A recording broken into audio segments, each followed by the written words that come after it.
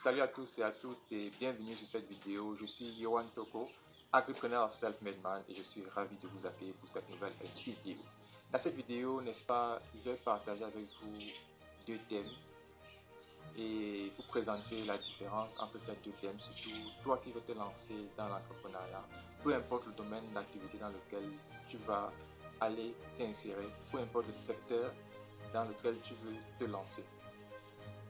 Tout au long de cette vidéo, je vais donc vous présenter ces différents-là, dont le thème est quelle est la différence entre un actif et un passif.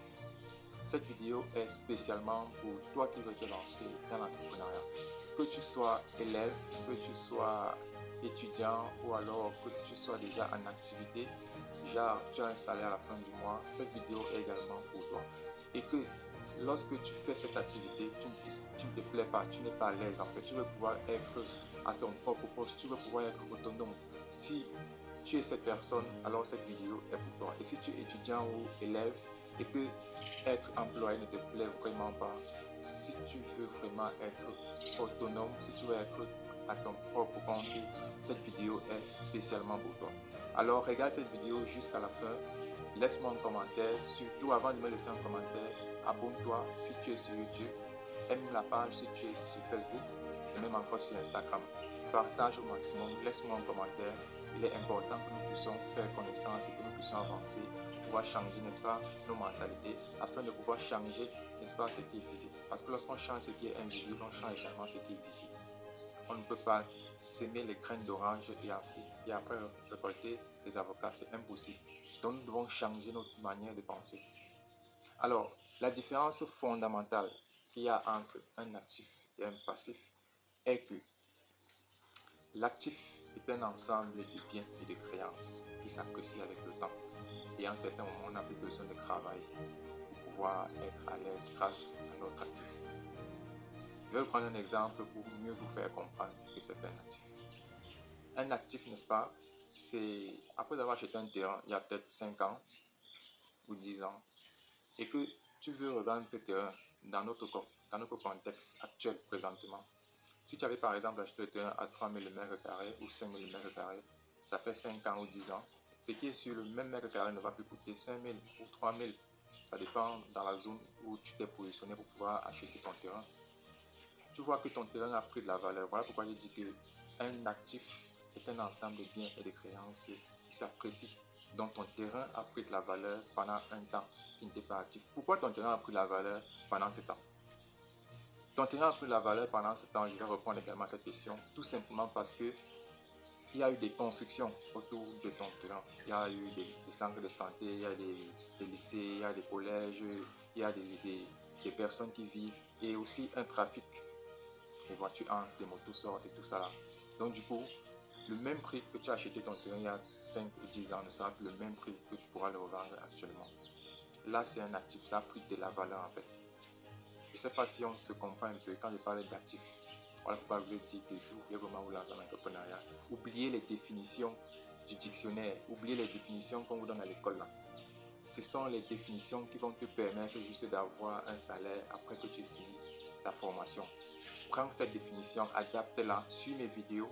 Ça va te permettre de mieux développer ton mindset par rapport à l'entrepreneuriat dans lequel tu veux te lancer pour pouvoir changer aussi à ton niveau certaines situations financières.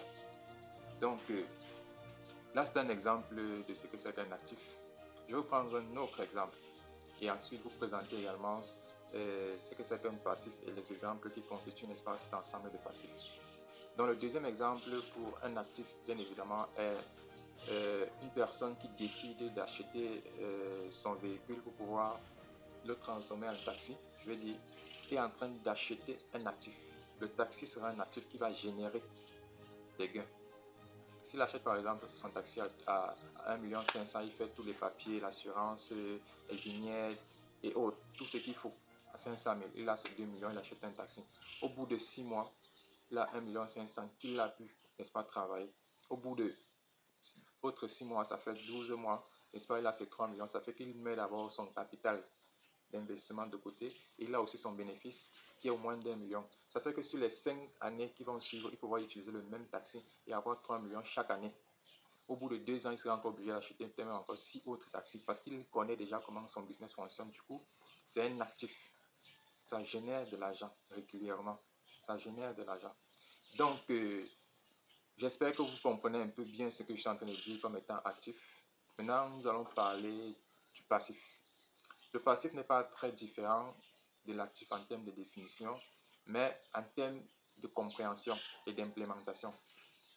Alors, le passif, je veux dire, est un ensemble de biens et de créances qui se déprécient avec le temps.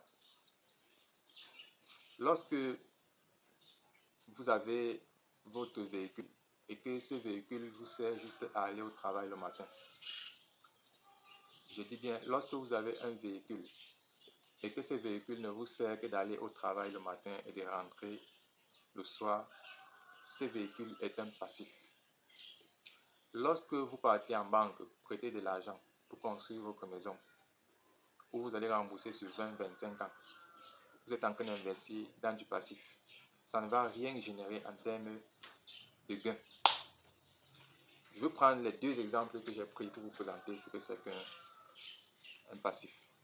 Alors, je disais tantôt que lorsque vous avez un véhicule que vous utilisez pour quitter de la maison pour votre boulot, et le soir vous rentrez avec les embouteillages, sûrement vous devez vous arrêter d'avoir la boulangerie et puis rentrer directement à la maison.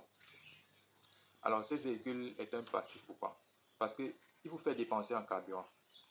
Il vous fait dépenser en termes de panne. S'il y a, je sais pas, les ampoules qui ne s'allument pas, s'il y a, je sais pas, une portière qui ne se ferme pas, si la voiture ne démarre pas, il faut toujours faire recours à ces techniciens-là pour qu'ils arrangent votre véhicule. Parce que vous avez investi dans du passif. Donc, vous ne faites qu'investir dans le véhicule qui ne vous rapporte même rien. Parce que votre salaire, en fin du mois, ne vous permet que de vivre un mois et puis le mois prochain, vous avez encore besoin. En tout cas, dans une autre vidéo, nous allons parler du salaire. Aujourd'hui, nous sommes en train de parler de l'actif et du passif. Donc, j'étais en train de vous présenter dans les différents éléments qui peuvent faire que vous soyez toujours dans du passif. Donc, je prends l'exemple d'un véhicule qui partait au travail et vous ramenez à la maison. Là, c'était le premier exemple pour faire comprendre que vous avez investi dans du passif. C'est très important.